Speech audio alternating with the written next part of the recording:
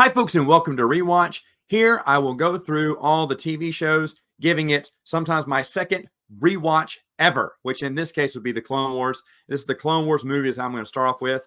I'll just kind of give my thoughts on the opening credits before Lucas. When it's showing the Lucasfilm credits, I'd forgotten about this. You hear clone troopers like on radios, like dying or requesting help and everything, like in the middle of a battle. I never remembered that. That's really cool. That's really cool. In fact, the opening battle scene was pretty cool too. I was enjoying a lot. A few things I don't enjoy is the exact moment Ahsoka hits the screen. I'm sorry, I still don't like Ahsoka. That she comes in there again. I've already and just I won't talk about this again, but Anakin is the only person in the entire expanded universe who was assigned a Padawan. Everyone else must choose. Every master must choose a Padawan, and they don't must. They're heavily inclined that they should, and that is throughout the Clone Wars too. Other Clone Wars books and comic books, try to get masters to take apprentices, but not Anakin. He is forced upon one by Yoda. It doesn't make sense. It's just Dave Filoni wanting to fit one of his created characters into the Star Wars universe and make her the most important person in the world. She's immediately disrespectful to Anakin, calling him Sky Guy, and not really. I mean, you should probably be in awe that you're being assigned to the chosen one, and if you have a smart mouth on you and you're a troublemaker and you don't listen to rules, why would they give you to Anakin? It seems like that would only encourage Anakin to break more rules. Shouldn't he have someone like, dare I say, Ferris Olin? Even though I hated Ferris Olin's character, Ferris Olin was the exact opposite of Anakin. He wanted to follow the rules. Maybe someone to help balance him out. That would make more sense of a Padawan. And if you want to fit Ahsoka in the story, I thought of a million different ways to do it. Maybe Anakin has formed fast friends with Ahsoka's master. Let's say Ahsoka has another Jedi master, and they become fast friends this entire movie. At the end of the movie, which I know is only 4 episodes strung together to create a movie, they should have, the master should have died. Maybe it was Anakin's fault. Maybe Anakin wasn't paying attention, and boom, he was fighting someone. He was chasing after a bad guy when he should have been defending, or helping the Jedi. So he feels so guilty. He wants to take Ahsoka as a Padawan. But Yoda says and Obi-Wan are like, you're not ready for a Padawan. However, because it's a war, we'll let we'll let her just job shadow you for now. And since the Clone Wars took place in 2-3 years, and let's say we're already 1 year into that, maybe in a year and a half.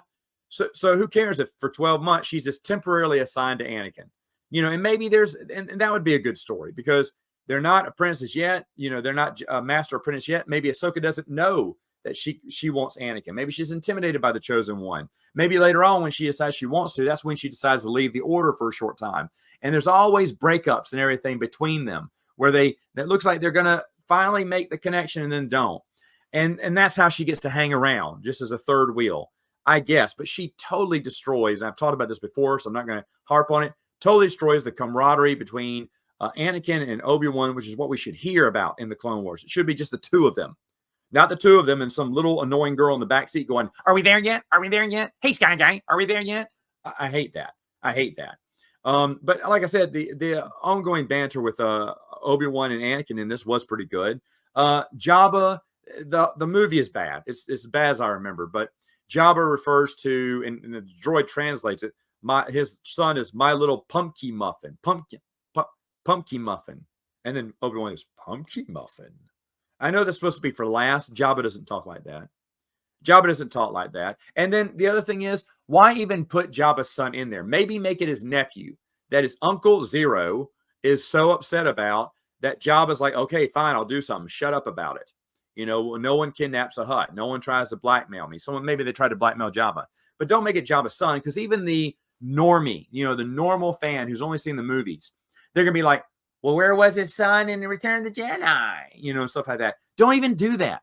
Don't even give a legacy. I would call Jabba the pretty good legacy character there from the movies. Don't give him offspring that is never mentioned anywhere else.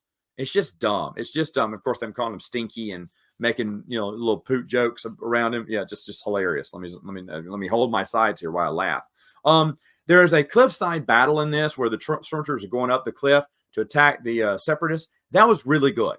I'm not going to sit here and just bash Filoni, okay, all day long. I do want to talk about what I liked about this Clone Wars movie, and that was really good. I'd forgotten about that scene, and that was really cool to watch. There's a lot of good. I like it when it's just the clones fighting the war in interesting, terrain, and how they like climbing up a mountain, trying, going rappelling up it, with their walkers and trying to shoot down droids and dodge left and right. I really enjoy that stuff, and I wish that's what Clone Wars was about, more on the clones, because I think it would have been fine. Dooku mentions to Ventress that she will have her revenge on Anakin Skywalker. They're referencing, as far as I know, they're referencing to Topsy's Clone Wars, which was one of the only things that come before this. Their battle, it seems like Ventress wants revenge. I mean, you'll get your revenge on Skywalker soon enough. Oh, okay, because back then he was playing friendly with Topsy's Clone Wars. Later on, Filoni would ignore that there was any other Clone Wars, story but his. But this is back in the early days. The other thing, took a lot of little notes here. Ahsoka has nicknames for everything. In the little droid car, she calls rolling death balls. How dumb I wish Anakin would have turned her and go, how dumb, rolling death balls? I'll show you death balls. Oh, there's another good scene in this where Obi-Wan Kenobi and Ventress have a battle. I enjoyed that. I enjoy seeing the banter between the two of them. Ahsoka, and this is the other thing that bothers me in the movie, she just became Anakin's apprentice that day. Remember, this all takes place, as far as I know, over a couple of days. And in the movie, she goes, if there's one thing you've taught me, Master, it's blah, blah, blah. One thing I haven't taught you anything. You just became my Padawan. What have I taught you yet? It's the dumbest line in the world. They've already acted like Filoni wants you to mind wipe you and think that Ahsoka's always been there. She's always been Anakin's right-hand man. Screw Obi-Wan. It was Anakin and Ahsoka in the Clone Wars. That was the true relationship. I mean, it's just so haughty. I hate it. Zero is awful too. I've already talked about him in the past, though. Anakin fights Dooku, which I think is a dumb move. Sure, Dooku kind of gets the upper hand, but Anakin's not defeated. Anakin has to run away and save Ahsoka, because Dooku says she's in trouble. I'm about to kill her. I have a trap set for her.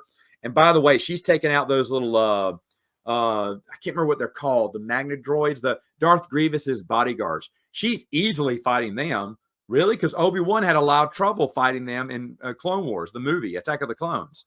But Ahsoka can do anything, so I guess that doesn't matter.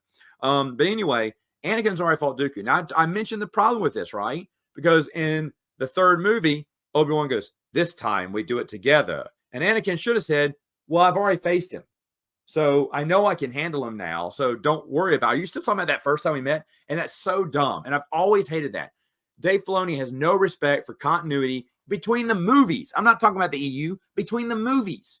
Again, if you watch Tartakovsky's Clone Wars, it complements episode 3. And I'll talk more about that when we talk about Tartakovsky's Clone Wars. If you watch Filoni's Clone Wars, in between the two movies, you already realize that Grievous is a doofus who can't get anything. He's always foiled over and over again. There's nothing big about him. He's not even intimidating in the movie if you watch the Clone Wars in chronological order. Also, you know that Anakin can go toe-to-toe with Dooku. So this isn't a big rematch at all. I mean, it just disrespects the prequel so bad, so bad.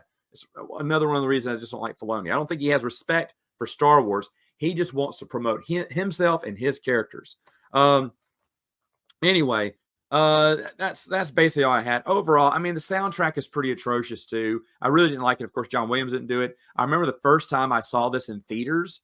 I was with my wife and we watched. I was super excited because I was off the Tartakovsky's Clone Wars. I admitted that I was wrong on that when I saw Filoni's Clone Wars. Like, yeah, bring it. I want more of this. This is gonna be great. And I watched in theaters, going, oh, it's horrible. We walked out of the theater. My wife goes, well, what'd you think? I went, I think it's a shame that's the last Star Wars movie. And I didn't know that, they'd sell to Disney back then. I just said, I think that's a shame and a public embarrassment that'll be the last Star Wars movie that'll hit theaters. I said that. I did despise it and don't like it any better. Watch this. Karen Travis's novelization, much better than the movie, but maybe you already knew that. But you know what? Let me know in the comments. What did you think of this Clone Wars movie? What did you think of the soundtrack?